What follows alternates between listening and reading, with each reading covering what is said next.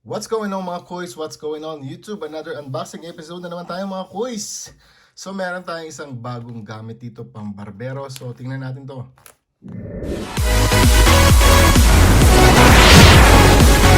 So welcome back mga kuys. So ito yung bagong gamit natin para sa ating hobby.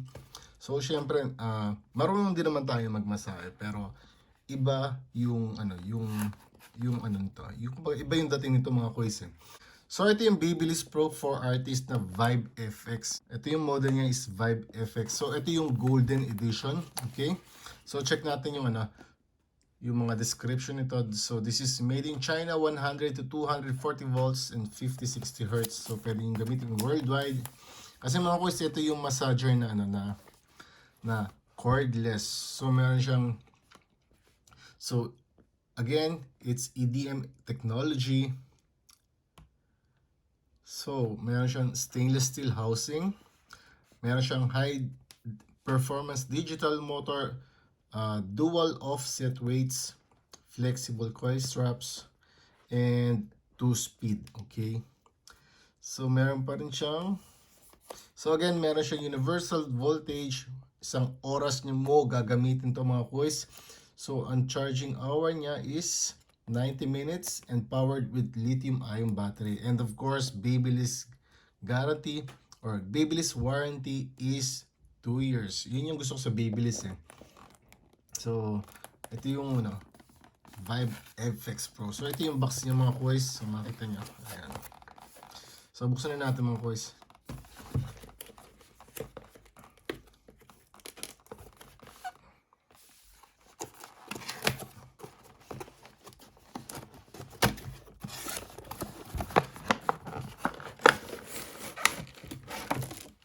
So, slide mo yung yung plastic. So, ito yung ito na yung VibeFX mga kuys. So, meron iba-ibang kulay nito. May silver, may ito gold. Hindi ko lang kung ano pa ba ibang kulay. So, meron siyang extra pouch for traveling. Okay. So, hindi natin kailangan yan kasi hindi naman tayo magta-travel. So, ito yung user's manual plus warranty card. So, halos lahat ng mga dito is 2 years warranty mga kuys. So, kaya talagang sulit bumili ng Babyliss. So, actually, talagang mas paborito ko ang Babyliss kaysa sa wall. So, wala tayong, nag-iisa lang ang wall kong gamit. So, yung wall ko is wall senior na lang mga kuys. So, kung hindi lang ako gumagawa ng modification, hindi ko kailangan bumili ng wall senior kasi napakaganda na ng Babyliss. So, of course, European charger. Okay. So, depende yan. Depende sa region kung saan nyo bibilin.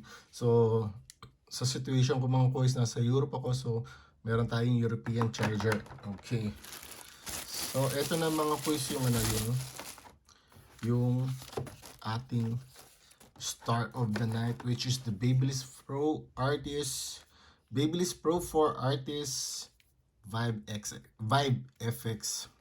So mata nyo, ayan, ito stainless steel to. Sabi nga kanina, nakalagay dun sa then plastic housing. Ito yung mga coils niya. So ito yung kung saan nyo i-insert yung kamay nyo. Then meron siyang sa back panel niya is yung LED battery indicator and your switch. So meron siyang 1 speed or first speed and second speed. Then yung charging port niya is ganito. Hindi siya USB, no USB charging port. So, okay. So, ito meron siyang parang silicone butas para sabitan. So, siguro ganun. Okay. Then, ito yung spring niya. Golden din mga kuys. So, ayan. So, napakasimple mga kuys pero basahin muna natin to. So, Babyliss Pro, okay. Ito yung mga description niya. So, made in China, okay. So, paano ba ginagamit yung mga kuys? So, nakikita ko lang, pinapasok lang yung kamay. Again, ayan.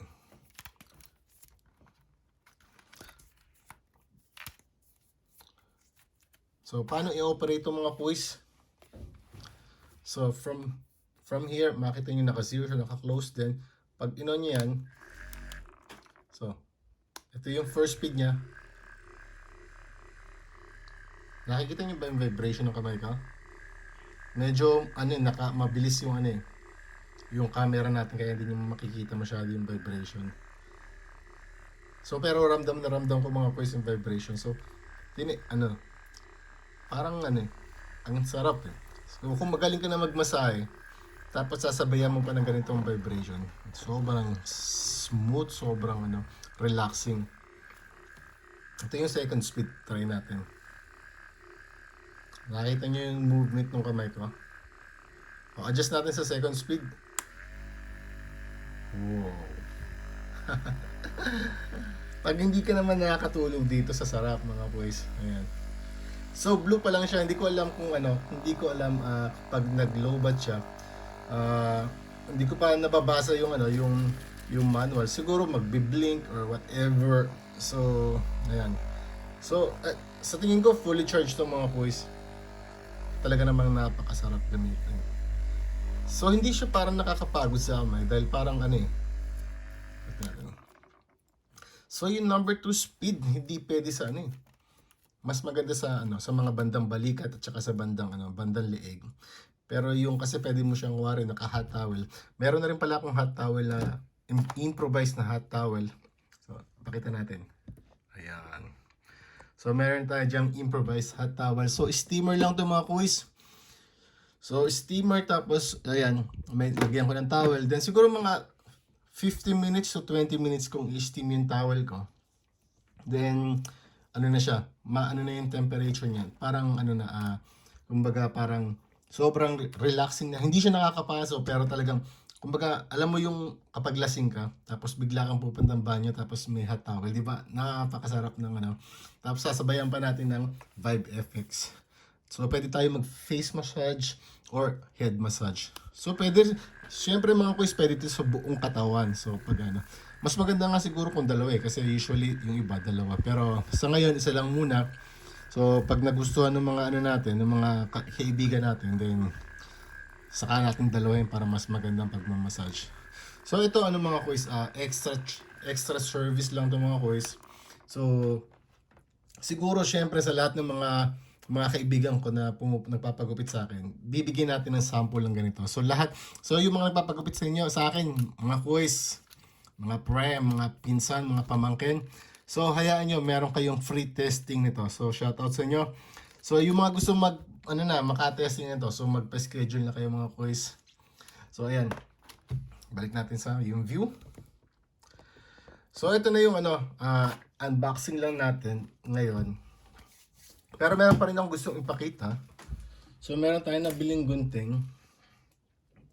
So ito yung yung Fenice.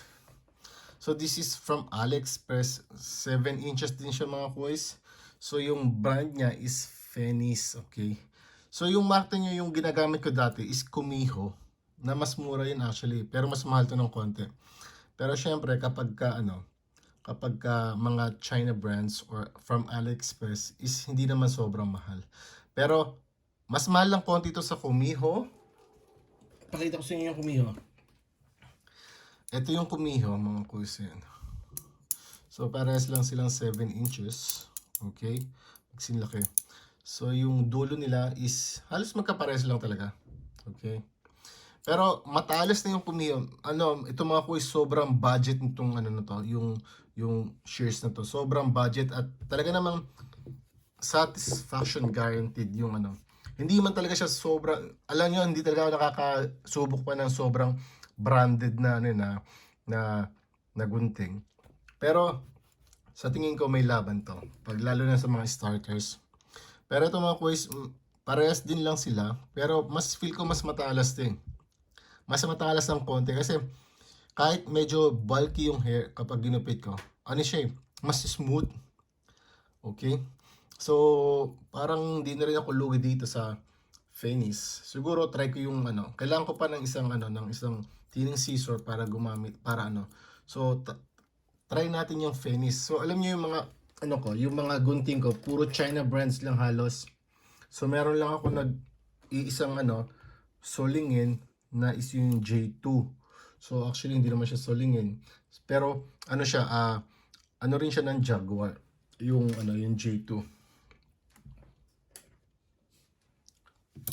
So meron akong J2 sets, so 3 sets meron ako mga kuys. So meron akong 6 inches, may 5.5 at saka merong isang 6 inches din na tining scissor. So ito lang yung pinaka may pangalan kong gunting. So ito yung mga China brands ko. Kita natin.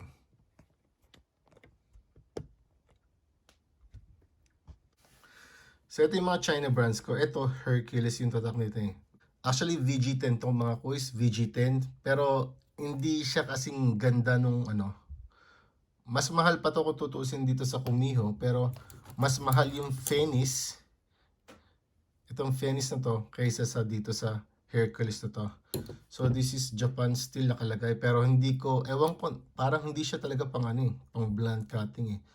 Parang nakalagay doon parang sa slicing, maganda, pero kasi kapag ginagamit mo sa scissor over comb, ang lakas ng tension.